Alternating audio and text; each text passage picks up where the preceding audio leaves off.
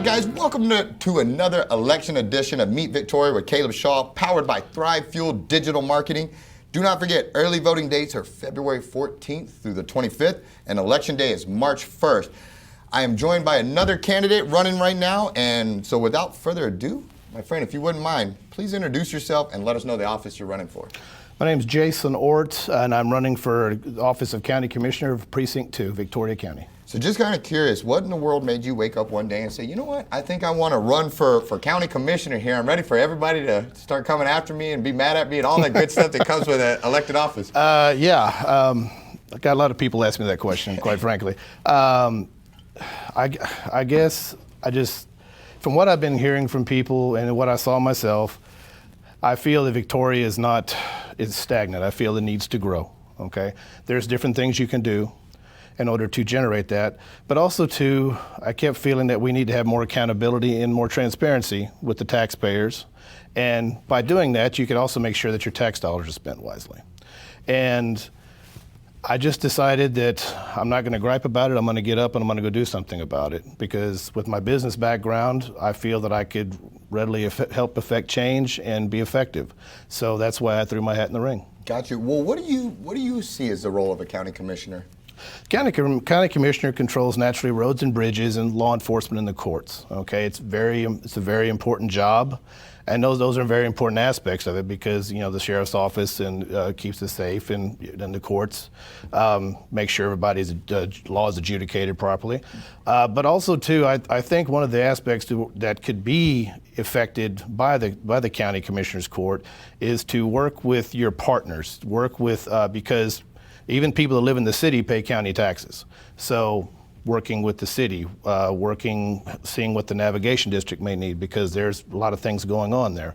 I think being open-minded, having more of a business approach to things could more better affect change in Victoria County. Roger that. You mentioned transparency and stuff, and that was one of the critiques that people had of Hurricane Harvey and funds like that. What do you think is, and a lot of these questions, I want to stress that I understand you are not the incumbent. True. So you are not in office already to where you are in every single meeting. And Right. So when I ask these questions, I expect an answer from the outside looking in, because you're not the guy yet. Okay. But on that note, what would you have done different, or what is it with the Harvey funds that it inspired you to run? So where could they have done differently, or what would have solved the problem? Well, I guess the example I can give you, since I wasn't in the chair, what you mentioned, yes, sir. Is my line of what I've been doing since 2008 and currently doing. And since 2008, I've been running like nursing homes, working with the elderly. I currently run an assisted living right now. One of the things we are mandated to do by the local emergency management coordinator and with the state is to have an evacuation plan, a disaster plan from hurricanes to tornadoes or things like that. We have to have a written plan, and we have to go over it periodically. If you have a plan and follow it, 9 times out of 10, if you know what to do, that helps you survive a crisis situation. Because in the crisis situation, you got many things going on. What you want to do is focus in on what's most important. Like in my case, it would be making sure my residents are well taken care of and they're okay. Okay, they have food, they have water, do they have shelter, they're in a climate controlled area, did we get them out of harm's way? Those are the things I have to focus on. Then what you do after everything is done, when you get everybody back to where they need to be, that's where you assess your plan. You go, okay, what worked, what didn't, what can we change? Because I've had to do at least 3 hurricane evacuations, removing residents, and it's very difficult. But if you have a plan in place, you kind of know what to do. You're able to assign people to take different tasks. You form back up. You talk, okay, how are we doing on this? Do you need this? How's this? Do we need more of this? If you have a plan in place, it makes things easier. But also, too, you have to assess that plan. I think that's what the county needs to do, if they haven't done it already, to assess that plan and see what they can do different, because I've never done an evacuation where there wasn't something that I couldn't improve on. Yes, sir. Yes, sir. So in regards to Hurricane Harvey, like I said, I wasn't there, but that's my take on it. If you have a plan, things tend to flow more smoothly. Work from the inside and you work out. Well, it reminds me of when I was in the military. I was an airborne radar technician on AWACS, and whenever something went wrong or we had to troubleshoot the system or something, they wanted us to turn right to our checklist and start with number 1 and go right down the list. And at first, when I was a young airman, it It's number 4. Why am I doing 1, 2, 3, 4 when I know I can go straight to 4 and fix it and what have you?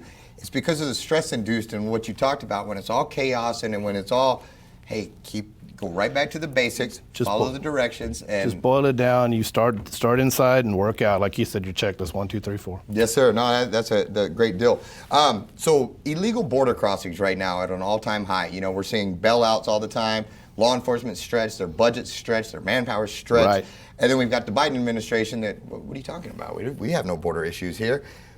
What do we do, or what can you do as a county commissioner to address those things locally, but then also to help our law enforcement and give them what they need to fighting this battle that the federal government's not helping us with? Yeah, it's unfortunate that we find ourselves in this predicament.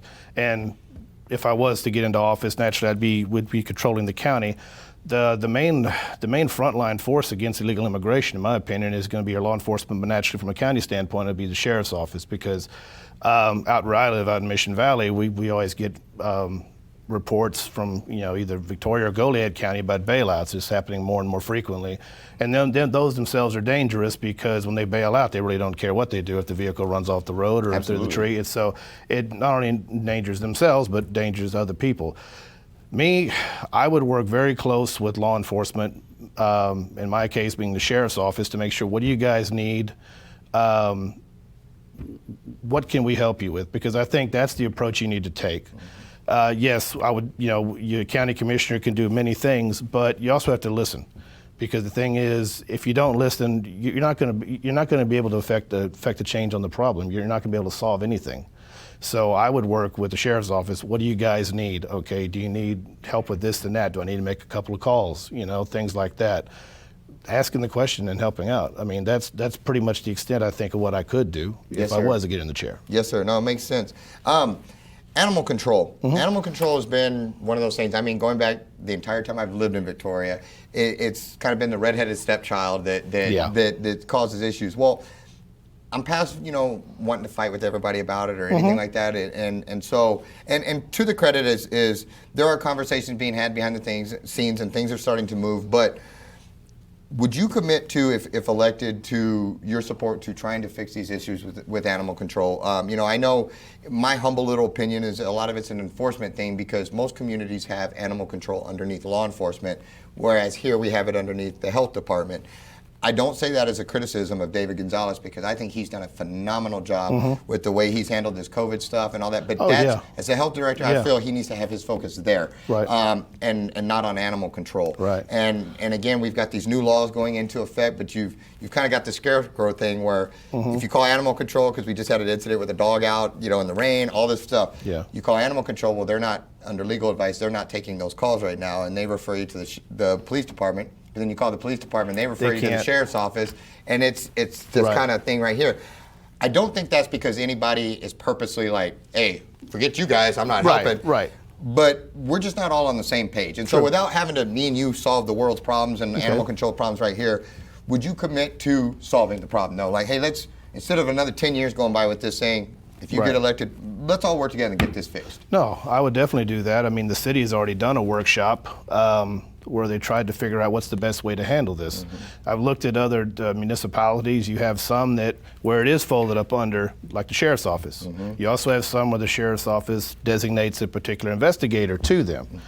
Another thing you could do is empower the animal control people themselves to be able to write certain low-level misdemeanor tickets, and then from there you get a paper trail going.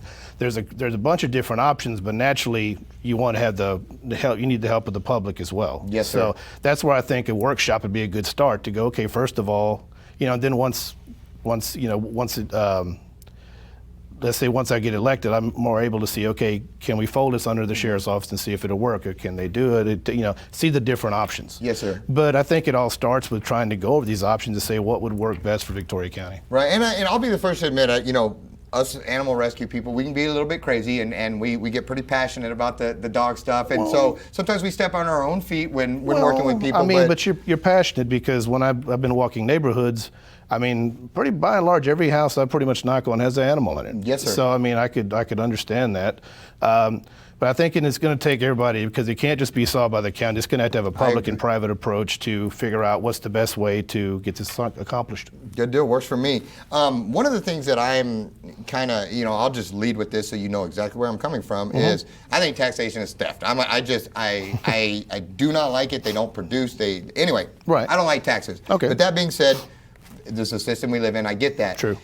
I would like to see, and let me give you another precursor. I know that this is a giant can of worms right here, and we're not going to solve it right here in this discussion. But I like the idea of a consumption tax, or not like. I can hold my nose for a consumption tax versus property taxes, because it bothers me that we never truly own our homes as Americans. And if, say, you have a bad month or you fall behind, or the government can come take your home for lack of paying your taxes. Right. And so therefore, you're always renting your home from the government. What I would like to see, and property owners bear the weight of all of these costs, whereas it's not spread out evenly. And people will argue, well, no, renters are paying too. Well, I don't think so. I think that's lost profit from a landlord who bought that property, and now he's losing this money. It's not so much the tenant paying, it's the landlord losing, in my opinion. And so I could stomach, I think, a consumption tax where it's a drug dealer went and bought a car, or he went and bought something, he's paying taxes too. But also, if I choose not to buy something today, if I choose to save my money, well, then it's my money and it stays right here, and I don't lose my home. I don't, all these type of things. Again, knowing this is 500 layers deep, are you open to the idea of discussing consumption taxes? Because again, as a real estate broker, one of the things I see just the most in the community is the taxpayers just getting killed, because assessed values are shooting through the roof. Right. Well, wages are not matching that.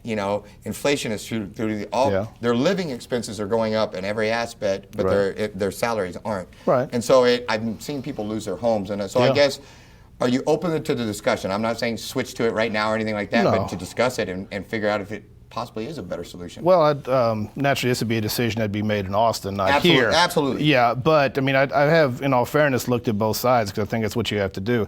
I mean, yeah, I can understand where the property tax side, it seems like you're punishing people for owning property. I mean, I have to pay it every year myself. Yes, sir. The consumption tax, I can see the pros and cons of it as well, but I mean, we already kind of have a consumption tax with a sales tax, and it is harder to budget on a consumption tax, because we just got through going through stuff like COVID, and if people aren't allowed to go out and buy, then the revenue you were depending on to fund the county would be non-existent. Do you think the politicians would be as quick to shut down businesses if they knew that that's where their revenue came from? Because what got me during COVID is our income stopped because they closed our doors and they didn't let us work. Right. But our property taxes were still due, and those assessed values still went up. And it seems like to me, if the politicians got their money off of consumption versus property taxes, then they would be incentivized for our businesses to do well, our businesses to stay open, because if we thrive, they thrive. Whereas right now, they thrive regardless, and we don't. And so that's kind of and again, that's surface level. Well, like I said, that would be up to them, not myself. But I mean, it's. But like I said, I've studied, I've seen both sides of it. Luckily, that probably wouldn't be a decision I'd have to make, because I'm not in Austin. Fair enough. No, fair enough.